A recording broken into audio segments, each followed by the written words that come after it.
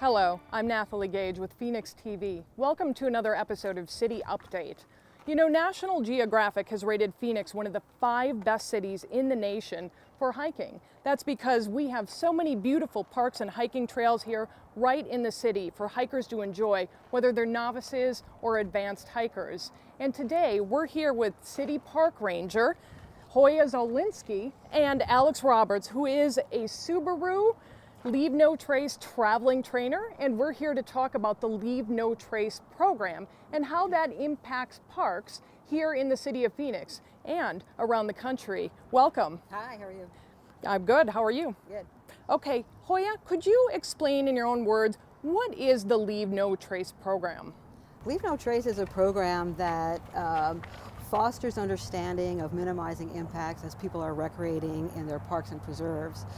Like you said, we're super lucky here in Phoenix to have all these parks and preserves surrounding us, but I think sometimes people take it for granted and people lose sight of the fact that these are little islands where we're trying to save habitat for native wildlife. So the Leave No Trace program will help people to understand that respecting wildlife will help preserve this area, and part of that may be keeping your dog on a leash, staying on the trails and stuff like that. So we've asked the Leave No Trace traveling trainers to come and help us spread the word on how to minimize these impacts and how to keep these areas pristine for future generations to come. Okay, so what you're telling me is Leave No Trace isn't just about picking up trash, but it's one element of this program. When you say minimizing impact on parks, well, how does how I interact with other visitors impact the park? I mean, being considerate of others is, you know, one part of this program, but I don't see how that fits into a greater whole of leaving no trace. Well, one of the principles of Leave No Trace is being considerate of other visitors. We are the 6th largest city in America, in Phoenix. You are not the only hiker, you are not the only mountain biker, you are not the only equestrian user. There are etiquettes that you need to maintain on the trail so you avoid conflicts. For instance, somebody who's riding a mountain bike needs to be aware that there may be small children or dogs on the trail. They need to be aware that they might come around a corner and see somebody on horseback. A horse is an animal. You don't want it to react unexpectedly.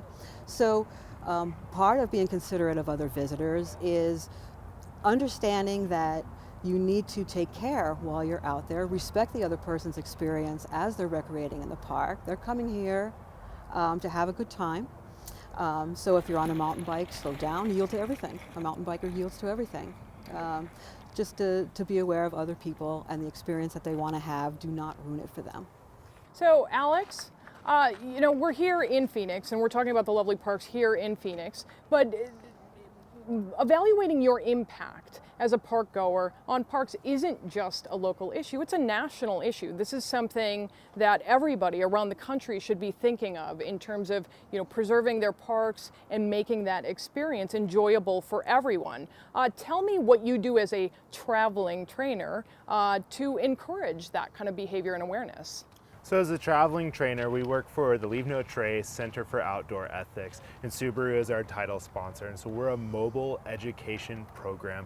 We get to go around the country working with land managers and talking with different visitors and recreationists about how we can all be stewards of these special places, keep special places special, and for generations to come. So, Hoya, just a quick question, you know, regarding like trash in parks and things of the sort. You know, usually like dedicated campers understand they go into a campsite, everything they bring in, they have to bring out. But I think people consider like parks like these, like North Mountain, like a day trip. I can just go in and maybe I leave a soda can behind or something of the sort, because there are people that take care of that. How big of a problem is it with residents going into the park not understanding that those same kinds of rules apply here that they would out in the wilderness, the greater wilderness area? Well, I don't think that it's a matter of visitors not understanding it. I think it's a matter of not caring, quite frankly. These parks here are considered front country parks. They're day use. We don't have any overnight camping here, so people are coming in. Because it's day use, it's easy to access. We get a high visitation rate. So things are going to fall out of packs naturally. That could be accidental. But we find some trash out there. We don't find a lot of trash, but people are oftentimes with the water bottles, they don't want to carry it anymore, so they'll pitch it on the ground. It's just remembering, you know, it is an urban area, it is an urban environment. We need to take care, and it's not just because of how unaesthetically it would look to have trash on the ground, but the impacts that littered water bottles would have to wildlife. For instance, there's a water bottle, a plastic water bottle sitting in the sun, and some lizard crawls in. Now the lizard can't crawl out. Guess what happens? It heats up, he dies in there. So there's more to it than there's a piece of trash, right? There's impacts to wildlife that you may or may not realize at the time. Very good. Alex, you're traveling around the nation to get this message out. What kind of response are you getting from the audiences you address? Do you think this message is getting out there? Do you think there is an increased awareness? Kind of give me a barometer of what's going on out there. So people are really grateful for this ethic of stewardship that Leave No Trace helps foster. And across the country, land managers seeing record numbers of visitation to parks around the country. And so with that increased visitorship, we need to also increase the level of education of those visitors to these parks. And so Leave No Trace has several programs, including the Traveling Trainer Program, to increase that level of education and ethic of stewardship. So do you talk to students, adults? Are there any particular target audiences you have? Leave No Trace is for everyone. So we talk to park rangers, we talk to, you know, folks that are there on a big, long backpacking mission, people that are out for a day picnic. Leave No Trace is absolutely for everyone in every outdoor setting for every single kind of recreation. Fantastic. So Hoya, you talked a little bit about sometimes people just don't necessarily care or they're kind of thoughtless when they go into these parks, but you know, I've kind of observed that people really do love the parks here in Phoenix. Like we mentioned, they are accessible, they're beautiful and lovely. So talk a little bit just about what you think these parks mean to the community at large. And maybe that's a positive message that, you know, some of these people who are not assessing their impact are outliers, but really the community at whole is more willing to take care of these parks and treat them like the resource they are. Can you talk a little bit about the value of these parks to the community? Well, I think the value is huge. I mean, look at the visitation that we have of people coming in here. And I'm not here to imply that people are wantonly careless with it, but I think sometimes if you're overheated or you're overtired and your bottle is empty, maybe you will, you know, not give it a second thought. So we just need to take more care with what we do and how we dispose of trash.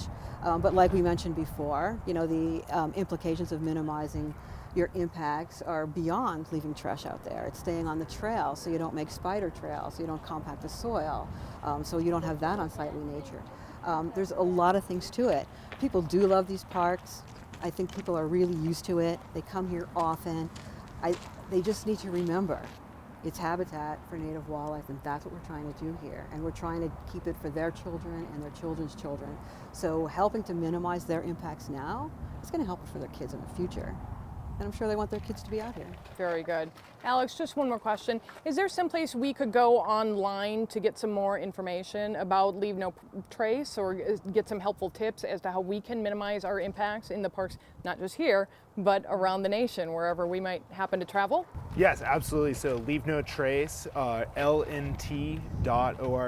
is our website. And then wherever you're visiting, generally they have a website with some great resources and information on how to leave no trace in that specific park, in that specific area. So that's always a great place to start. Alex, Hoya, thank you so much for being out here today. That was really valuable information. I think it serves us all well to remember that we have an impact when we're out here in the parks, and we need to be thoughtful about that, and we need to be mindful stewards to preserve these parks for generations to come. These parks are an excellent resource here in the city of Phoenix. Please come check out any one of the parks in the entire urban area by visiting phoenix.gov/parks. I'm Nathalie Gage with Phoenix TV. Thank you for joining us for another episode of City Update.